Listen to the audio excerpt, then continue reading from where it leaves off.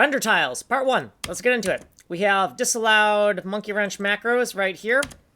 In shader source fragment number 5, we have 2 defines for some new types. A 6, but it's unsigned. These we're not going to use at the global scope of the shader. These are misspellings of this function name. This we're not going to use. I take it back. Here's our lookup table for the tile size exponent to the lateral span in tiles for whatever tile size we're using.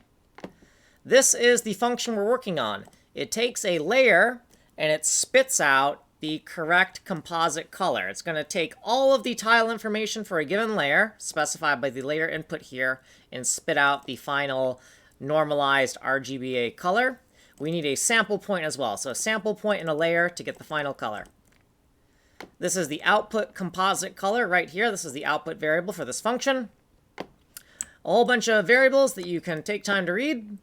We're going to back to front render to do alpha compositing, and the tiles in the back are actually the bigger ones. So we start at U6 and we go all the way down to U0, so we go backwards. So right here we get the lateral span in tiles for a level.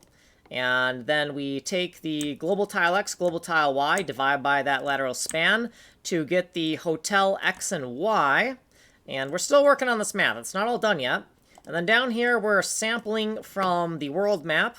So this is the texture sampler. Here's the sample point, and we are only sampling from LOD0. And so we're going to do something with this binary information eventually, but not yet. And we're going to spit out that composite color for the given layer once we're done. What we did previously, some footnotes, and more footnotes, and what we did in this video. If you want me to describe this in more detail, you can go here, but we don't have time here. This has been video 175. Like and subscribe.